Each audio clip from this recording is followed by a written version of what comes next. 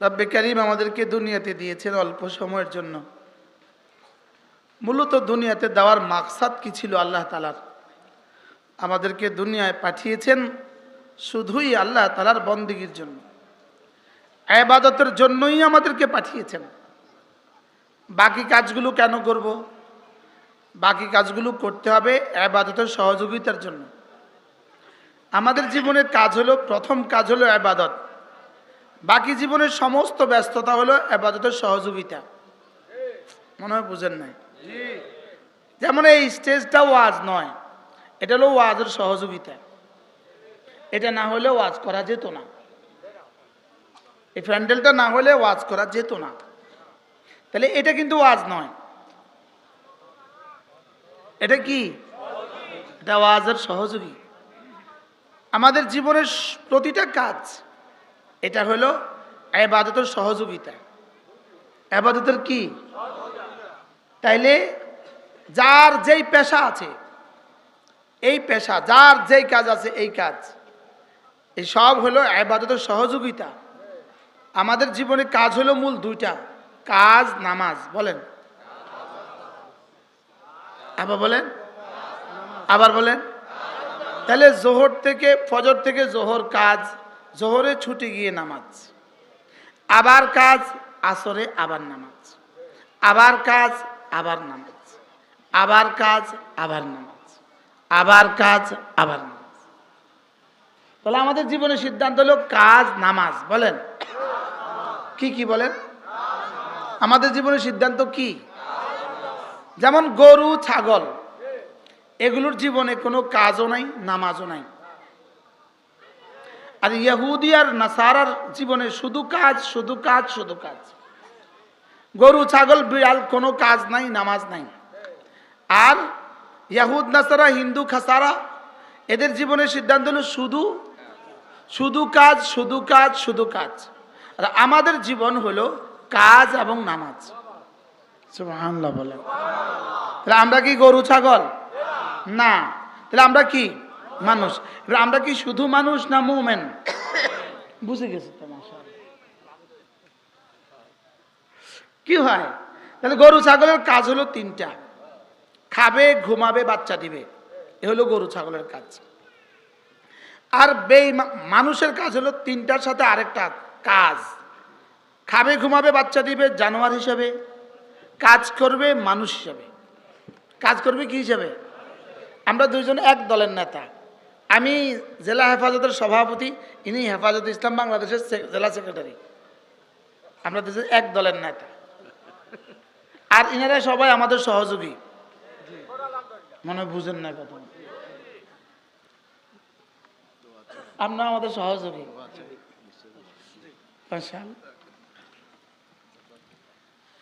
তাহলে বলুন তো, বুঝে থাকলে বলুন তো দেখি, গরু কি কি করে? গরু কি কি কাজ করে? গরুকে কেন বানিয়েছে রব্বে কারীম? গরু বানিয়েছে দুই কাজের জন্য। গরু আমাদেরকে গোশত সাপ্লাই দিবে এবং দুধ সাপ্লাই দিবে। খালাকা কুল্লা শাই ফাহাদা, আল্লাহ সব কিছু বানিয়ে যার যে কাজ তাকে এটা শিখিয়ে দিয়েছেন। এজন্য গরুকে বানিয়েছেন দুধের জন্য আর গোশতের জন্য।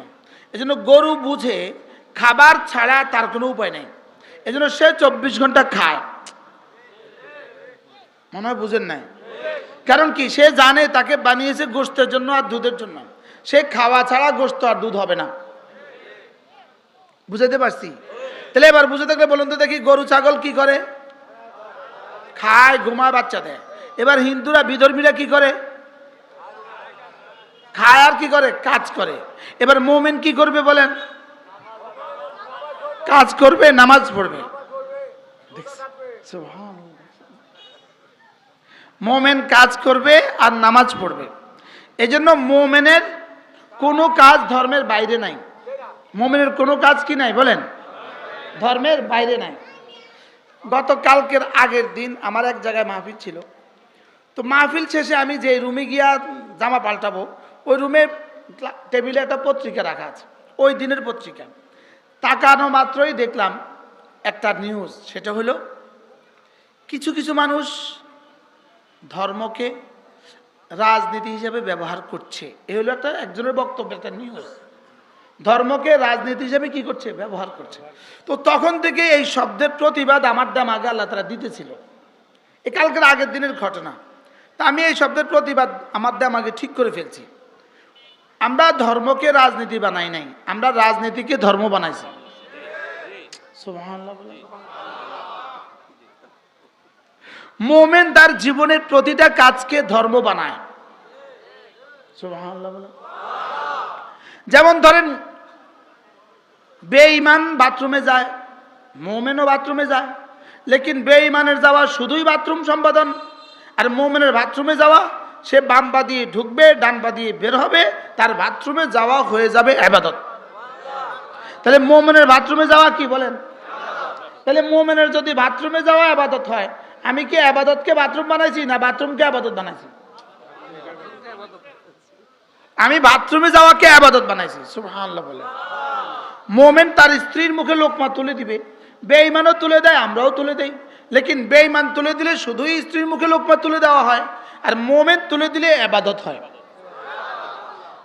যেমন ধরেন বেঈমান বাজারে যায়, আমরাও বাজারে যাই, বেঈমান বাজারে যাই শুধুই বাজারের জন্য, আর আমরা বাজারে যাই, বাজারে গেলে একটা দোয়া আছে, ওই দোয়াটা বাজারে গিয়ে পড়লেই আল্লাহ তাআলা তাকে 10 লাখ নাকি দিয়ে দেবে। এবার বলেন, আমরা ধর্মকে রাজনীতি বানিয়েছি না রাজনীতিকে ধর্ম বানাইছি? আমরা রাজনীতিকে ধর্ম বানাইছি। সুবহানাল্লাহ বলেন। আমরা জীবনের প্রতিটা কর্মকে ধর্ম বানিয়েছি। আমাদের জীবনের প্রতিটা কর্ম কি বলেন? বুঝে বলেন। আমাদের জীবনের প্রতিটা কর্ম কি?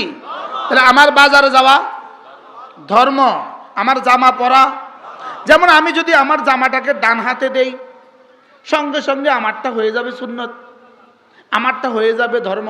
সুবহানাল্লাহ। আমারটা হয়ে যাবে সওয়াব। শুধু সওয়াব নয়, আমি যদি ডান হাতে আমার জামাটা আগে ঢুকাই, ডান হাতে আগে জামাটা পরি, তো সঙ্গে সঙ্গে রব্বে কারীম যেন বলবেন, এই এটা তুমি কেন করছো? তো আমি উত্তরে বলবো, আমার রাসূল করতে বলেছেন। সঙ্গে সঙ্গে রব্বে কারীম বলবেন, ইউহিব্বুকুমুল্লাহ ওয়া ইয়াগফির লাকুম যুনুবাকুম, যাও আমি তোমাকে মাফ করে দিব, তোমাকে ভালোবাসবো। এখন জামা তো সবাই গায়ে দেয়, লেকিন তাদের জামা গায়ে দেওয়ার মুমিনের জামা গায়ে দেওয়া পার্থক্য আছে না নাই?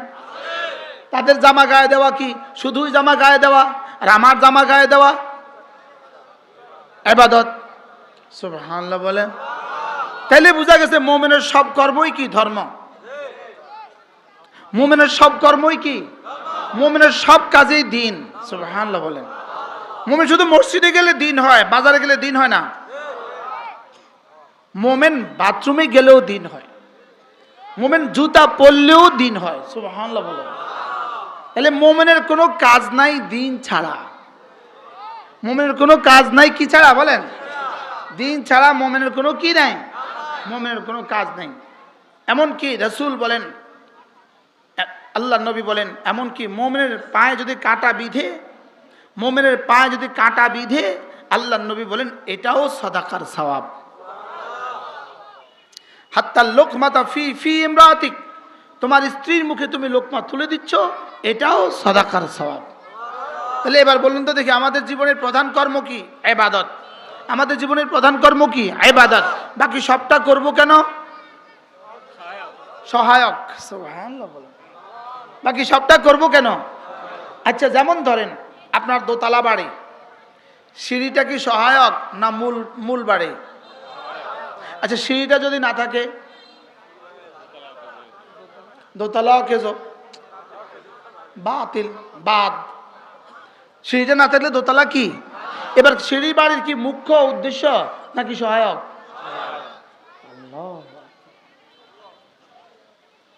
তাহলে মুখ্য উদ্দেশ্য নয়, সহায়ক। লেকিন সহায়ক ছাড়া মুখ্যটা হয় না। আচ্ছা, আরো উদাহরণ ধরেন, আপনি গুলশানে একটা বাড়ি বানালেন, দামি জায়গা, দামি বাড়ি, লেকিন ওই বাড়িতে বাথরুম দিলেন না। এই বাড়ি কেউ বিনা পয়সা থাকবে কেন? এখন বাড়ি কি, বাথরুম কি বাড়ির জন্য সহায়ক না মূল বাড়ি?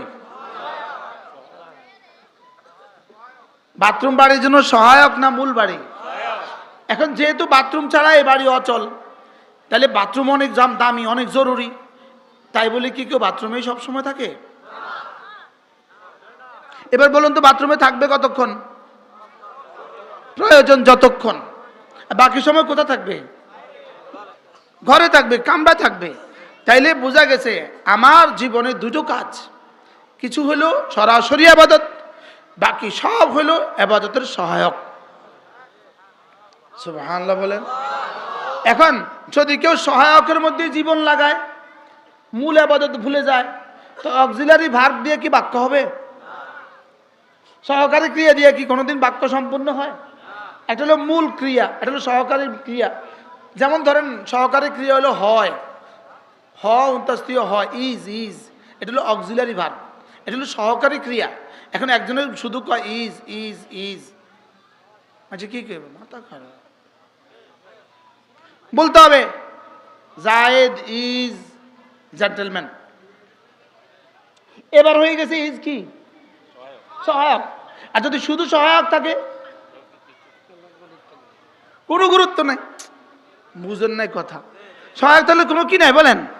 এবার বলেন তো, দুনিয়ার সমস্ত কাজ হলো সহায়ক। আমার নামাজ, আমার রোজা, আমার যাকাত, আমার হজ, আমার মূল ক্রিয়া। সুবহানাল্লাহ বলেন।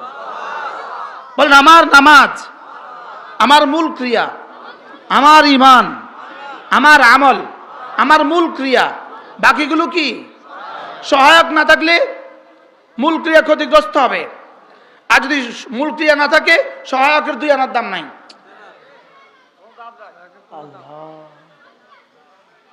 খালো নি আমার খালো, আপন খালো, আমার আপন খালো। খালো বিষয়টা কেমন হইল? মূল ক্রিয়া না থাকলে সহায়কের 2 আনার দাম নাই। আর যদি সহায়কে আছে মূল ক্রিয়া নাই, সহায়কের 2 আনার দাম নাই। আর মূল ক্রিয়া আছে, সহায়ক নাই, তাহলে বিল্ডিং এর দাম নাই। মানে মূল ঘর আছে, বাথরুম নাই, বিল্ডিং এর দাম নাই। কেমনি রে কইল? আমি কি বুঝাইতে পারছি আপনাকে? তাহলে আমাদের জীবনের সিদ্ধান্ত কয়টা বলেন? কাজ, নামাজ, আবার বলেন কাজ, নামাজ, সবাই বলেন। তাহলে যিনি অটো চালায় তার জীবনের সিদ্ধান্ত কি? যিনি সিএনজি চালায় তার জীবনের সিদ্ধান্ত কি? যিনি কৃষক তার জীবনের সিদ্ধান্ত কি? যিনি প্রফেসর তার জীবনের সিদ্ধান্ত কি? যিনি ডাক্তার তার জীবনের সিদ্ধান্ত কি? যিনি রাজনীতিবিদ তার জীবনের সিদ্ধান্ত কি? তাহলে কাজ, নামাজ বলেন আরো জোরে, সবাই বলেন আরো জোরে। কাজ, নামাজ, কাজ, নামাজ, কাজ, নামাজ।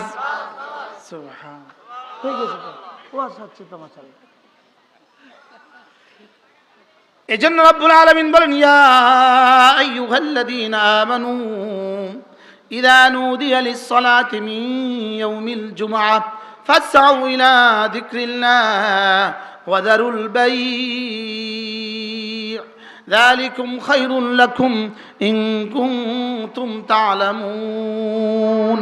রব্বুল আলামিন বলেন, হে ঈমানদারেরা, যখন তুমি ব্যস্ত থাকো কাজে, আমি আমার তরজমা করি, আপনি ইশকাল করেন না, হুজুরের ইশকাল আসবে। যখন তুমি ব্যস্ত থাকো কাজে, খেয়াল করেন, যখন তুমি ব্যস্ত থাকো কাজে, আজান হলে ছুটে যাও নামাজে, ওয়াদারুল বাই, ছেড়ে দাও হাতের কাজ। সুবহানাল্লাহ।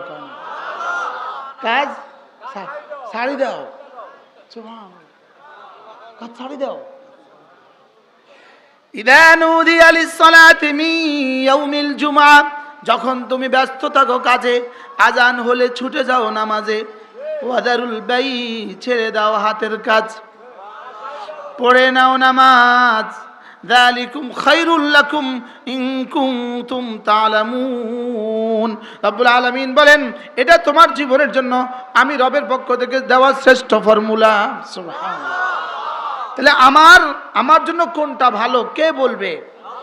তাহলে আমাকে আমার রব বলেছেন, তোমার জীবনের জন্য 2টো জিনিস লাগবে। একটা হলো কাজ লাগবে, 2 নম্বরে নামাজ লাগবে। কাজ না করলে খাইবা কেমনে? নামাজ না পড়লে জান্নাতে যাইবা কেমনে? বুঝে গেছে? হ্যাঁ, তাহলে গরুও চরান লাগবে, নামাজও লাগবে, ছাগলও চড়াইতে হবে, নামাজও লাগবে, অটোও লাগবে, নামাজও লাগবে, সিএনজিও লাগবে, নামাজও লাগবে। বলো বলো বলো, কি কি কি লাগবে বলেন? বলেন কাজ, নামাজ, বলেন আবার বলেন, আবার বলেন। তাহলে স্কুলে কাজ, স্কুলে যাওয়া কাজ, আবার নামাজ। কলেজে যাওয়া কি কাজ, আবার কি নামাজ। দোকানে যাওয়া কি কাজ, আবার কি নামাজ। অফিসে যাওয়া কি কাজ, আবার কি নামাজ। তাহলে আমার জীবনের সিদ্ধান্ত কি? জোরে বলেন।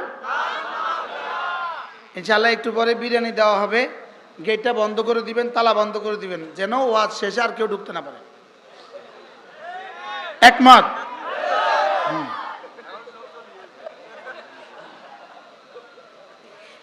জি মাশাআল্লাহ। আমরা কি শিখছি আজকে বলেন তো, কি শিখছি? যে শুধু কোনো কাজ করে না, ঘুরে ফিরে খায়, এটা কি মানুষ না গরু? এবার সে কাজে করে, নামাজ পড়ে না, এটা কি গরু না মানুষ? এটাও গরু। যে কাজ করে না, ঘুরে ঘুরে খায়, এটাও কি গরু। আর যে শুধু কাজ করে, নামাজ পড়ে না, এটাও কি? বুঝছে? হ্যাঁ,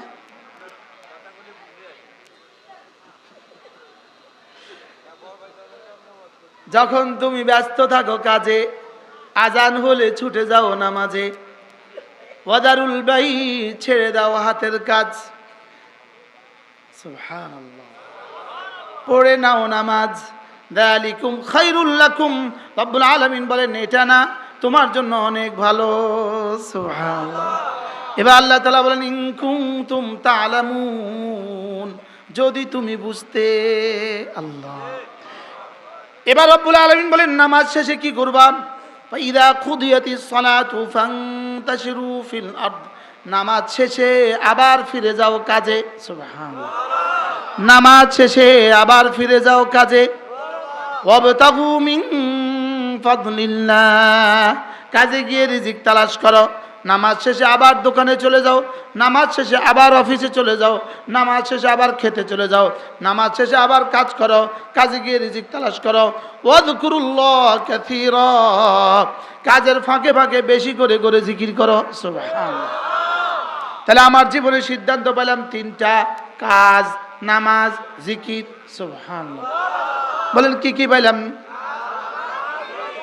কাজ, নামাজ, জিকির। কাজ, নামাজ, জিকির। তাহলে আগামী দিনের ডিউটি কি? কাজ, নামাজ, জিকির। বলেন কাজ, নামাজ, জিকির। এরপরের দিনের ডিউটি কি? কাজ, নামাজ, জিকির। তাহলে আগে আমি একটা স্লোগান দিতাম, কাজের ফাঁকে ফাঁকে জিকির। আমি এখন বলি না না, জিকিরের ফাঁকে ফাঁকে কাজ। সুবহানাল্লাহ। আগে বলতাম কি? কাজের ফাঁকে ফাঁকে জিকির। এখন বলি জিকিরের ফাঁকে ফাঁকে কি? কাজ। কাজ, জিকিরের ফাঁকে ফাঁকে কাজ। জিকিরের ফাঁকে ফাঁকে কি? কাজ। দুনিয়ার বড় বড় ফ্যাক্টরিতে, সারা পৃথিবীর অনেক বড় বড় ফ্যাক্টরিতে আমার বয়ান করার সুযোগ হয়েছে। বুঝেন নাই? বড় বড় ফ্যাক্টরি, 40,000 কর্মচারী আছে, এমন ফ্যাক্টরিতে আমার বয়ানের সুযোগ হয়েছে। তাই বলতেছি তোমরা হাতে কাজ, হাতে করো কাজ, হাতে কামাবা দুনিয়া, জবানে কামাবা জান্নাত। কি ভাই? জবান চলবে জিকিরে, আর হাতে কাজ করবা। হাতে কি করবা বলেন? হাতে কাজ করবা, আর জবানে কি করবা? জবানে জিকির করবা। এই যে হুন্ডাই গাড়ি আছে না, এই ফ্যাক্টরিতে আমি বয়ান করছি। এই ফ্যাক্টরিতে আমি বয়ান করছি, দক্ষিণ কোরিয়া। দুনিয়ার অনেক বড় বড় ফ্যাক্টরিতে আমি বয়ান করছি। তাই বলতেছি হাতে কাজ করবা, হাতে করবা কাজ, বলেন, আর জবানে করবা জিকির। সুবহানাল্লাহ বলেন। তাহলে আমার তিনটা সিদ্ধান্ত হবে, আমি নামাজ পড়বো নিয়মিত, কাজ করব নিয়মিত, জিকির করব নিয়মিত। সুবহানাল্লাহ বলেন। কি কি? কাজ, নামাজ, জিকির। বলেন আবার বলেন। এই সমাজের অনেক কাজ করে না, আছে না এরকম? এটা অপদার্থ, এরা কাজ করে না। তাহলে কাজ লাগবে। কাজ কি লাগবে? কাজের ফাঁকে ফাঁকে এবার কি লাগবে? জিকির লাগবে। এবার নামাজের সময় কি লাগবে?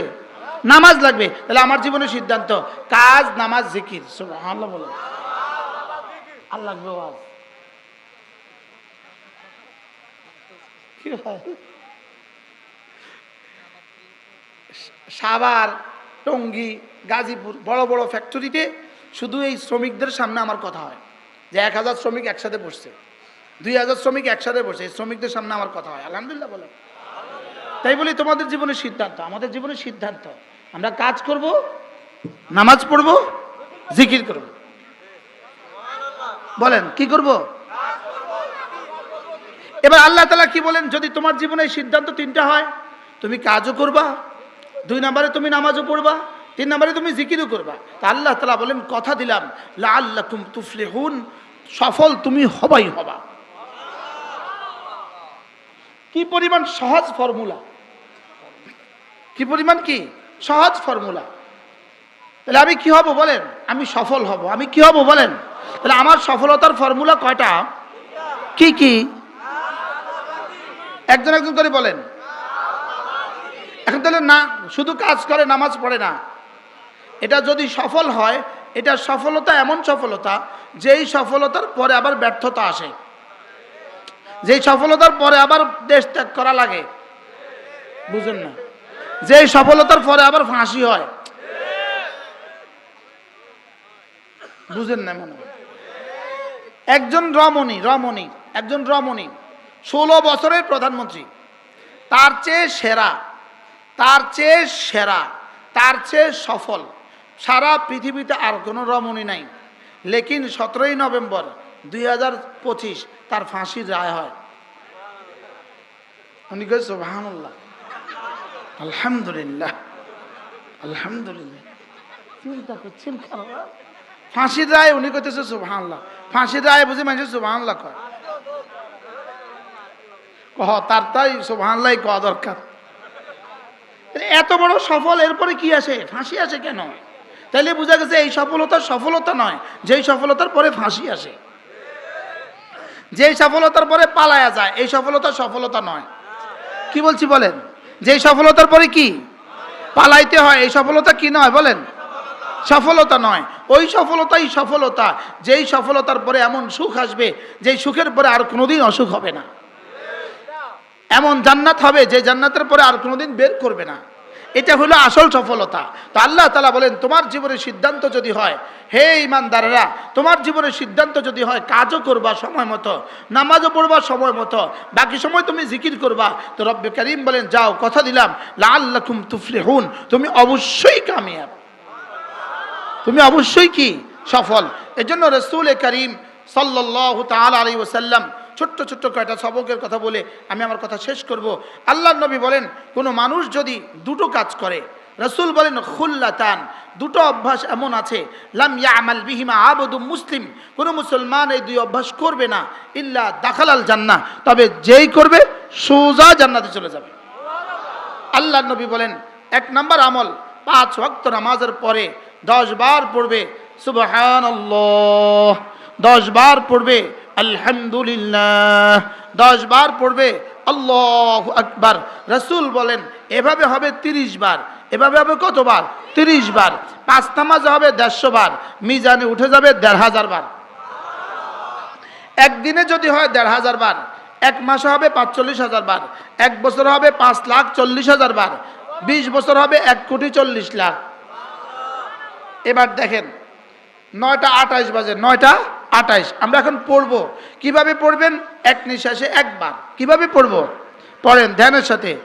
সুবহানাল্লাহ, সুবহানাল্লাহ, সুবহানাল্লাহ, সুবহানাল্লাহ, সুবহানাল্লাহ, সুবহানাল্লাহ, সুবহানাল্লাহ, সুবহানাল্লাহ, সুবহানাল্লাহ, সুবহানাল্লাহ, আলহামদুলিল্লাহ, আলহামদুলিল্লাহ, আলহামদুলিল্লাহ, আলহামদুলিল্লাহ, আলহামদুলিল্লাহ, আলহামদুলিল্লাহ, আলহামদুলিল্লাহ, আলহামদুলিল্লাহ, আলহামদুলিল্লাহ, আলহামদুলিল্লাহ, আল্লাহু আকবার, আল্লাহু আকবার, আল্লাহু আকবার,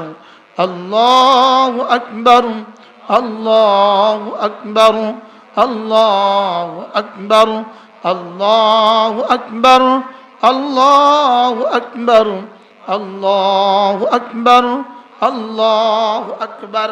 30 বার হয়ে গেছে। কটাতে শুরু করছি? 28। এখন বাজে 30। কয় মিনিট হয়েছে? আসলে হয়েছে 1 মিনিট। সর্বোচ্চ 1 মিনিট 15 সেকেন্ড হয়েছে। 28-এর শেষ মুহূর্তে শুরু করছি, 30-এর শেষ মুহূর্তে শেষ হয়েছে। সর্বোচ্চ কত মিনিট? 1 মিনিট 15 সেকেন্ড লাগছে। এবার আপনার ইমানকে আপনি জিজ্ঞেস করেন, গত 30 বছরে কি কখনোই 1 মিনিট এভাবে সুন্দর করে পড়া হয়েছে?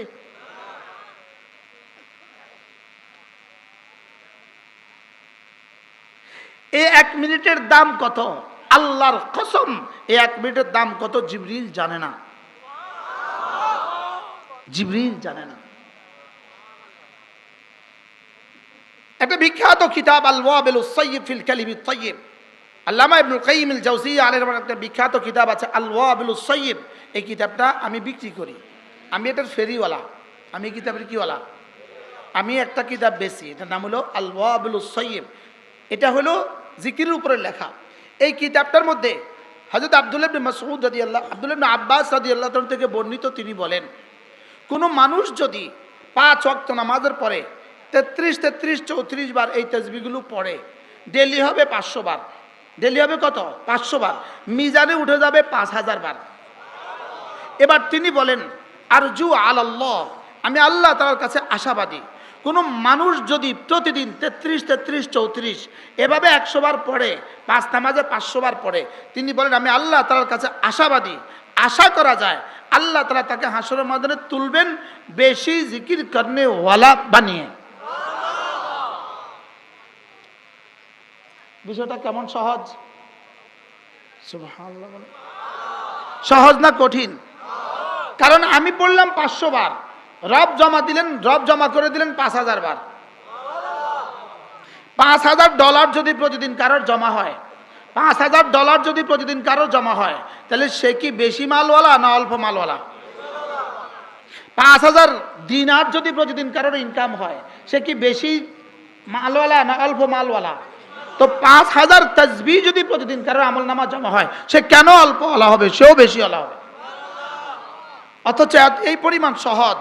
সর্বোচ্চ সময় লাগবে 3 মিনিট। কত মিনিট?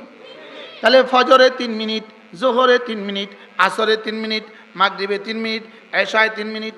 করব তো? এরপর আল্লাহর নবী বলেন, কোন মানুষ যদি ঘুমাবার সময় আবার পড়ে 33, 33, 34 বার, এভাবে হয়ে যাবে 100 বার। ঘুমাবার সময় হয়ে গেল 100 বার, মিজানে উঠে গেল 1000 বার। সুবহানাল্লাহ বলো। আগে বললাম 150 বার, মিজানে হয়ে গেল 1500 বার। এরপরে বললাম 500 বার, মিজানে হয়ে গেল 5000 বার। এরপরে ঘুমাবার সময় 100 বার, মিজানে হয়ে গেল 1000 বার। সর্বমোট হয়ে গেল 7500 বার। তো $7500 যদি কারোর প্রতিদিন বেতন হয়, তার জীবন কেমন? দিনার যদি, ওরে ভাই কপাল ভালো। ডলারও বুঝে, ডলার 7500, কপাল ভালো। যদি 7500 তাসবিহ হয়, তাহলে কপালটা কেমন ভালো। আজ থেকে পড়বো তো ইনশাআল্লাহ। কেমনে পড়বেন? এক নিঃশ্বাসে একবার। আগে কেমনে পড়তাম জানেন? আগে পড়তাম এভাবে, সুবহানাল্লাহ, সুবহানাল্লাহ, সুবহানাল্লাহ, সুবহানাল্লাহ, সুবহানাল্লাহ, সুবহানাল্লাহ, সুবহানাল্লাহ, সুবহানাল্লাহ, সুবহানাল্লাহ। হ্যাঁ, এভাবে পড়তাম না? তুমি কেন? আমিই তো পড়তাম, আমিই পড়তাম। অথচ হযরত আব্দুল্লাহ ইবনে ওমর বলেন, মা সাব্বাহা রাসূলুল্লাহ সাল্লাল্লাহু আলাইহি ওয়াসাল্লাম তাসবিহাতাইন বিনাফাসিন ওয়াহিদা। হযরত আব্দুল্লাহ ইবনে ওমর বলেন, আল্লাহর নবী জীবনে কখনো এক নিঃশ্বাসে 2 তাসবিহ পড়তেন না। রাসূল জীবনে এক নিঃশ্বাসে 2 তাসবিহ পড়েন নাই। রাসূল এক নিঃশ্বাসে 2 তাসবিহ জীবনে কখনো পড়েন নাই। কি বলছি? হাও কর না, নাও কর না। রাসূল কি করেন নাই? আর আমরা জীবনে এক নিঃশ্বাসে কখনো 1 তাসবিহ পড়ি নাই। এক নিঃশ্বাসে 17 তাসবিহ। প্রফেসর সব বাস্তব না বাস্তব? বাস্তব। আমরা আগের দিন সব বাদ গেছি। আগের দিন সব বাদ গেছে। দেখেন, আমি আপনাকে একটু শোনাই। আমি কিন্তু হুজুর মিজান সাহেব না আজিজ সাহেব, আমি কেরাত পড়ছি কারি উবাইদুল্লাহ সাহেবের কাছে। বাংলাদেশের বিখ্যাত কারি, রেডিও টেলিভিশনে কারি সাহেব আছে না, কারি উবাইদুল্লাহ সাহেব। চকবাজার, ঢাকা চকবাজার। চকবাজার শাহী মসজিদে ইমাম ছিলেন কারি উবায়দুল্লাহ সাহেব রহমানুল্লাহর কাছে আমি 2 বছর কেরাত পড়ছি। তাহলে একটু বোঝা উচিত যে এই লোকটার কেরাত কিছুটা হলেও শুদ্ধ আছে, আমি এটা বুঝাতে চাচ্ছি।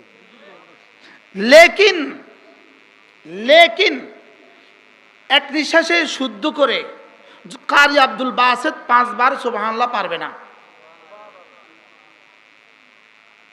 আমরা বুঝাতে পারি না প্রফেসর সাহেব। কারি আব্দুল বাসেত তো এক নিঃশ্বাসে 5 বার শুদ্ধ করে সুবহানাল্লাহ শব্দটা পারবে না। কেন? সুবহানাল্লাহর শব্দটার পেছনে একটা হা আছে, হাটা বাতাসে ছেড়ে দিতে হয়, ওয়াকফের সময় ছেড়ে দিতে হয়। এটা যদি ছেড়ে দেওয়া হয় আর টেনে নেওয়া যায় না, এটা বাতাসে ছেড়ে দিতে হবে। যেমন আমি আপনাকে শোনাই, দেখেন সুবহানাল্লাহ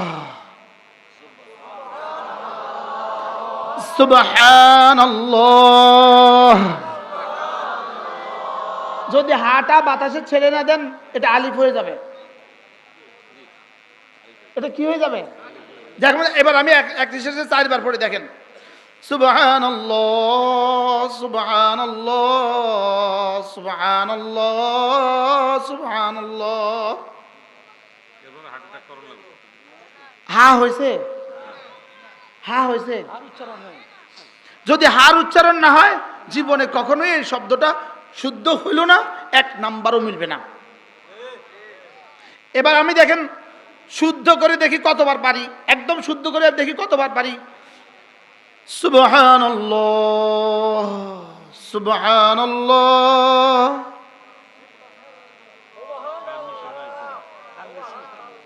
এবার অশুদ্ধ পড়ি দেখি কতবার। সুবহানাল্লাহ সুবহানাল্লাহ সুবহানাল্লাহ সুবহানাল্লাহ সুবহানাল্লাহ সুবহানাল্লাহ সুবহানাল্লাহ সুবহানাল্লাহ সুবহানাল্লাহ সুবহানাল্লাহ সুবহানাল্লাহ 33 বার শেষ। নিঃশ্বাসে বলে আমার কাছে আরো সুযোগ আছে। এবার বলুন তো দেখি আমাদের জীবনে কি কি হয়েছে কি কি হয় নাই বলেন। এই পুঁজি নিয়ে কবরে চলছি, এই পুঁজি নিয়ে। আজ থেকে শুদ্ধ করে পড়বো ইনশাআল্লাহ। বলেন বলেন ইনশাআল্লাহ। আল্লাযী খালাকাল মাউতা ওয়াল হায়াতা লিয়াবলুয়াকুম আইয়ুকুম আহসানু আমালা। রব্বুল আলামিন বলেন আমি মউত আর হায়াত কেন বানিয়েছি জানো? শুধুই দেখার জন্য কারটা কত সুন্দর, সুবহানাল্লাহ, কার কত বেশি এটার জন্য বলিন। আমি তো এর দিকে মাঝে মাঝে চাইতেছি, ইনারা ইনাদের পলিসিতে আছে। আল্লাযী খালাকাল মাউতা ওয়াল হায়াতা লিয়াবলুয়াকুম আইয়ুকুম আহসানু আমালা। আমি হায়াত আর মউত বানিয়েছি শুধুই দেখার জন্য কার জীবনের আমল কত সুন্দর, সুবহানাল্লাহ। কি দেখার জন্য বানিয়েছে বলেন? কার আমল কত সুন্দর, কার আমল কত সুন্দর। আমরা টেনশনে আছি কার জামা কত সুন্দর, আমরা টেনশনে আছি কার বাড়ি কত সুন্দর, আমরা টেনশনে আছি তার গাড়ি কত সুন্দর। রব দেখেন কার আমল কত সুন্দর। রব কি দেখেন বলেন? সুবহানাল্লাহ, কার আমল কত। আচ্ছা যদি বাড়িটাও সুন্দর হয় আমলও সুন্দর তাহলে কি কোনো অসুবিধা আছে? হ্যাঁ, আমলও সুন্দর করতে হবে। আর যারা বাইরে থাকবেন পরে বিরিয়ানি পাবেন না, আমার দোষ নেই, আমি কিন্তু দরজা লাগাই দেব।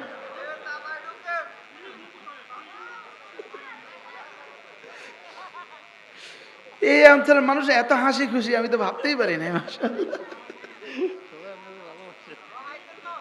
কি ভাই কি বলছি? তাহলে আমাকে কি সুন্দর করা লাগবে না আগের মতো পড়লে হবে? বলেন সুন্দর করতে হবে। কি করতে হবে বলেন? শুদ্ধ করতে হবে। কি করতে হবে?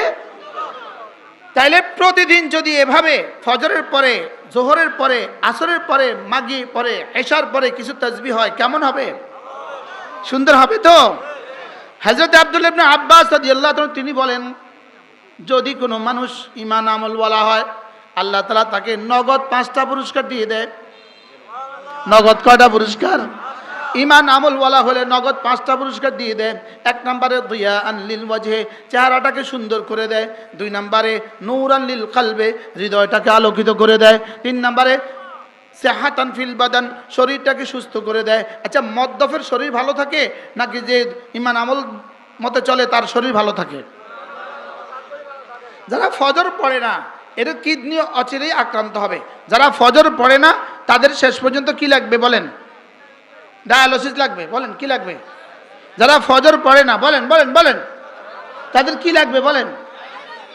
ডায়ালিসিস লাগবে। কেন ডায়ালিসিস লাগে? কারণ ফজর দিয়েছেই রব্বে কারীম সারা রাতের শরীরে যা জমা হয়ে গেছে তা ফ্রেশ করার জন্য। কি ভাই, তাহলে ফজর পড়বো তো ইনশাল্লাহ? না, জোয়ানরা বলেন, জোয়ানরা ফজর ফজর ফজর। আমি একটা দল গঠন করছি, আমার একটা দল আছে, বলবো আমার দলটার নাম কি? আমার দলের নাম হলো ফজর প্রজন্ম।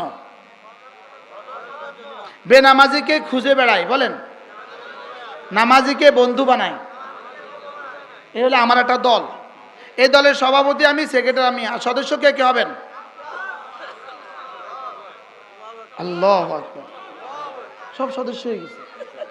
হ্যাঁ, আল্লাহর নবী বলেন কোন মানুষ যদি ফজরের নামাজে 2 রাকাত সুন্নত পড়লো, 2 রাকাত সুন্নত, রাসূল বলেন রাকাতা সালাতুল ফজরে খায়রুম মিনাদ দুনিয়া ওয়া মা ফিহা, ফজরের 2 রাকাত সুন্নাত দুনিয়ার মধ্যে যা আছে তার চেয়েও দামি।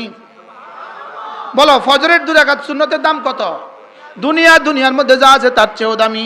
রাকাতা সালাতুল ফজরে খায়রুম মিনাদ দুনিয়া ওয়া মা ফিহা, আল্লাহর নবী বলেন ফজরের 2 রাকাত নামাজ দুনিয়ার মধ্যে যা আছে তার চেয়েও দামি। আমি তো ভাবছি দুনিয়ার মধ্যে যা আছে তার চেয়েও দামি একটা শব্দ, এটা শুনতে শুনতে আমাদের কাছে এখন কম দামা মনে হয়। দুনিয়ার মধ্যে যা আছে তার চেয়েও দামি, এই শব্দটার দাম কত?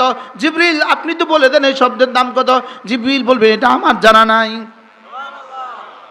দুনিয়ার মধ্যে যা আছে তার চেয়েও, বলেন মুখস্থ করেন, ফজরের 2 রাকাত সুন্নত দুনিয়ার মধ্যে যা আছে তার চেয়েও দামি।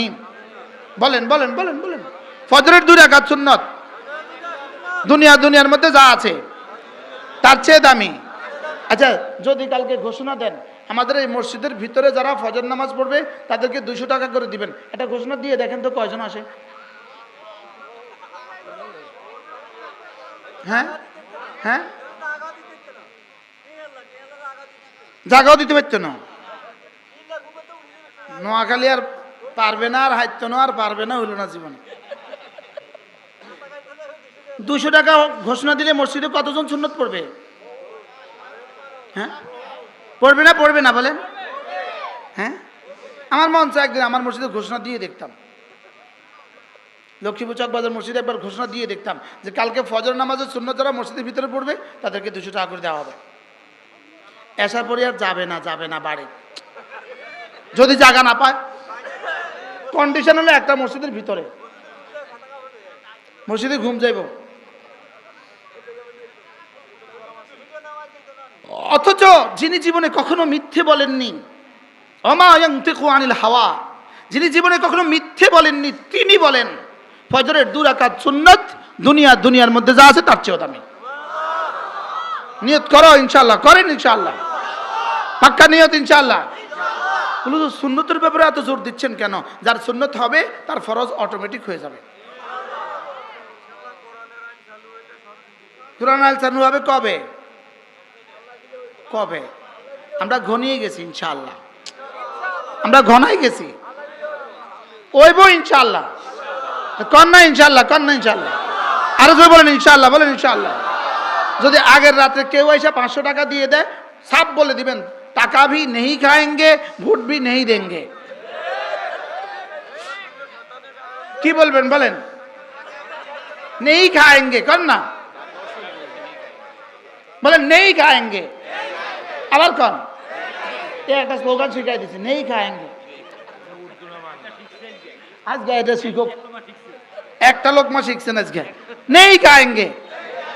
কি আগের দিন 1000 টাকা দিলে কি বলবেন বলেন? नहीं खाएंगे ভোট भी नहीं देंगे। ইনশাআল্লাহ দেখবেন, नहीं खाएंगे একটা ইতিহাস আছে, একটা ইতিহাস। এক বেটা কুলি তো বাজার থেকে এক সাহেব গুড়ের হাঁড় কিনছে, গুড়ের হাঁড়ি। তো গুড়ের হাঁড়ি কিনছে, ওই কুলির মাথায় উঠায় দিছে। তো কুলি এটাকে মাথায় নিয়ে সামনে বাড়ি যেতেছে আর মনে মনে প্ল্যান বানাচ্ছে, এই গুড়ের হাঁড়ি যে টাকাটা আমাকে দিবে এটা দিয়ে একটা মুরগি কিনবো। তো ওই মুরগিটা অনেক সময় অনেক বাচ্চা দিবে, তো এই মুরগি থেকে একটা ছাগল কিনবো, এবার ছাগলে অনেক বাচ্চা দিবে, এই ছাগল থেকে একটা গরু কিনবো, এই গরু অনেকগুলো বাচ্চা দিবে, তা আমি এই কিছু কিছু বাচ্চা বিক্রি করে গরু বিক্রি করে একটু জায়গা কিনবো, এরপর একটা বিয়ে করব, আমার একটা ছেলে হবে, ওই গরু দিয়ে আমি হাল চাষ করতে যাব, ছেলে আমাকে বাড়ি থেকে ডাকবে, বাবা গো ভাত খেতে আসো, তা আমি বলবো আদর করে নেই খায়েঙ্গে, নেই খায়েঙ্গের সাথে এমনি মাথা ঘুরেছে, হাঁড়িটা পড়ে গেছে। ওই বেটা বলতেছে তুমি আমার হাঁড়ি ভাঙলে কেন? তুমি তোমার হাঁড়ি দেখছো, আমি আমার ইতিহাস দেখছি। তুমি দেখতেছো তোমার গুড়ের হাঁড়ি ভাঙছে, আর আমি দেখতেছি আমার কি। এবার যদি 500 টাকা না লন তো দেখবেন ইনশাআল্লাহ ইতিহাস শেষ, নতুন ইতিহাস শুরু।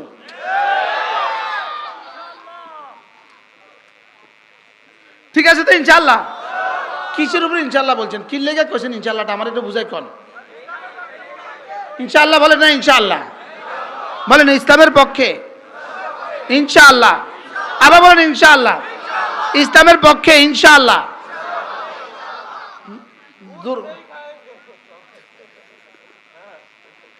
আল্লাহ আমাদের সবাইকে বুঝ দান করেন। এজন্য মেরে ভাইও নিজের ঈমান আমল বানান, নিজের ঈমান আমল বানান, নিয়ত করেন যে ইনশাআল্লাহ আমি ফজর নামাজ পড়বো ইনশাআল্লাহ। এরপরে আল্লাহ নবী বলেন মান সাল্লা সালাতাল ফজরে ফাহুয়া ফি জিম্মাতিল্লাহ, ফজরের নামাজে পড়লো আল্লাহর জিম্মাতে ঢুকে গেল। এবার স্লোগান দিতে হবে, ফজরের নামাজে পড়লো যে আল্লাহর জিম্মায় ঢুকলো সে, ফজরের নামাজে পড়লো যে আল্লাহর জিম্মায় ঢুকলো সে, ফজরের নামাজে পড়লো যে আল্লাহর জিম্মায় ঢুকলো সে। বলেন বলেন বলেন। এবার বলুন তো দেখি, আল্লাহর জিম্মায় যদি কেউ ঢুকে যায় তার জীবনে আর কিসের টেনশন? আর কোনো টেনশন আছে? তাহলে ফজর নামাজ পড়বো তো ইনশাআল্লাহ।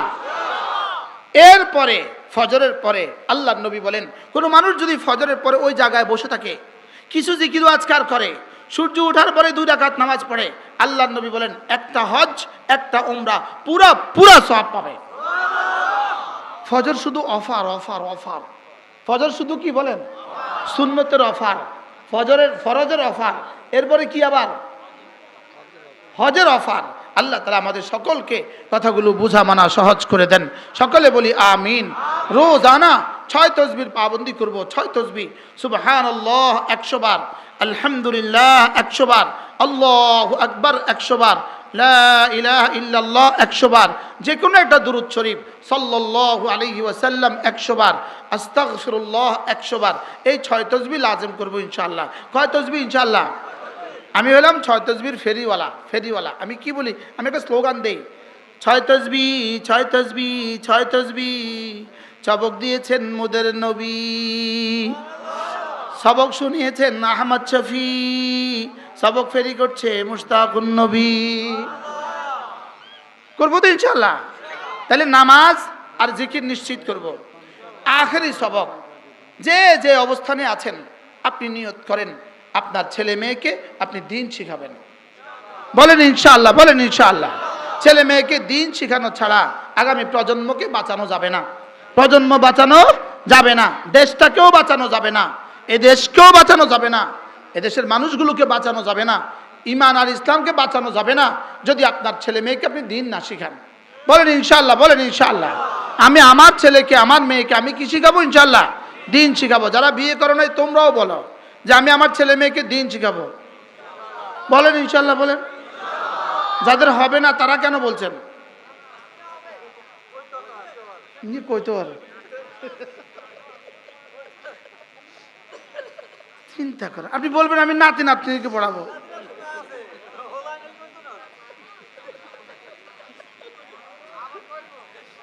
আল্লাহ আমাদের সবাইকে তৌফিক দান করেন। 5 ওয়াক্ত নামাজ নিশ্চিত করবো তো ইনশাআল্লাহ। রোজানা কিছু না কিছু জিকির আজকার করবো তো ইনশাআল্লাহ। ছেলে মেয়েকে দ্বীন শিখাবো তো ইনশাআল্লাহ। যদি সুযোগ থাকে মাঝে মাঝে মার কাজে যাবেন। আমাদের